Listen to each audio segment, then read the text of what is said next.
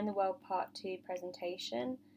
The prop that I designed was a baptismal pool within the chapel in Inverness set that I designed within Unit 8, and the genre I picked was a dystopian future / dirty sci-fi. I started this project by looking at the previous work from Unit 8, especially my storyboard, which centred around the baptismal pool, which I linked to the idea of mirages and seeing something that's not really there within the final scene with Lady Macbeth as she sees her son. This led me to research into different types of baptismal pools, a lot of them being very angular. I then developed this research by looking into detailing such as mosaic tiling, sculpture, and embellishments. I then decided to refine my SketchUp model further by looking at the specific materials I wanted to apply within my final render. Looking at this basic SketchUp model from Unit 8, I feel as though I could really see that because the pool was central to the piece, I really had to work on it to make my render look believable and effective. As you can see, my initial sketches were quite boxy, as I really kept in line with my original SketchUp model. I feel as though this limited me with my sketching, so I decided to look deeper into the reasoning behind baptismal pools and fonts. A lot of the shapes of fonts and pools are very angular, some being a tomb, which is just a rectangle, step down, octagonal, hexagonal, and a tub. However, I did find an ideology that describes the womb of a female being like the Mother Church.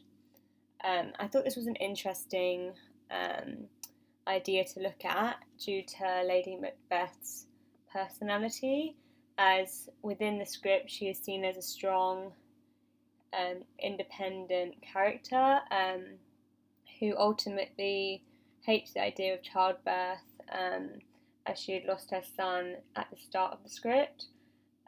However, in the final scene that I depicted in my storyboard, she's seen to be grasping out for her son. So keeping this idea in mind, I wanted to come up with a design that was more curved to sort of complement this change in character. And it also contrasts with the rest of my set design, as it's very angular, and I feel like this could break up the space very well.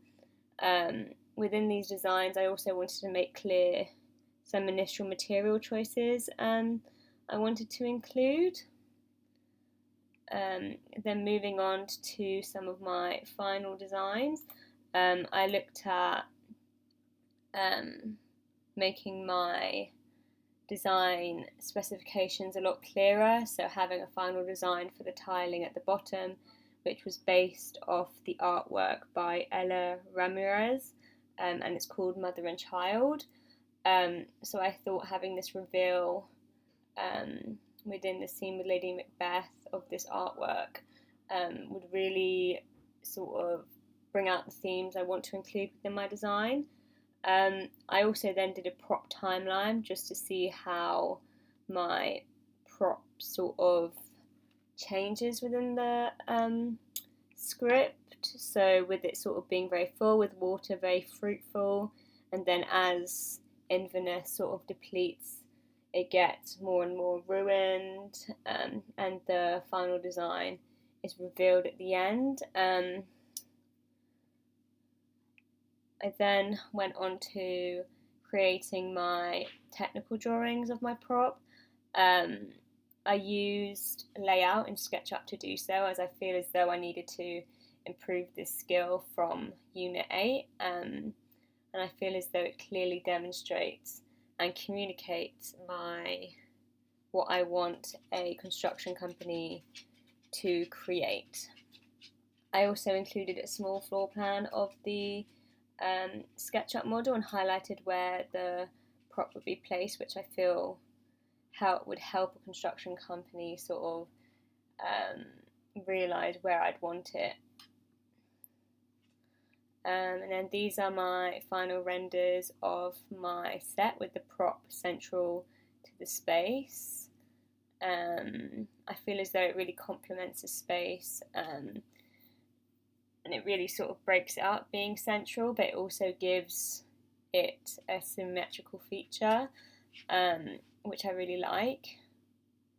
I then also took some renders which are a lot clearer, so you can see the prop up close with the tiling and the metallic material I chose to create the curve, and then the baptismal font. But yeah, I feel like it's really effective, and having never used Vero before, I feel that my final render really shows the amount of knowledge I've accumulated over this project.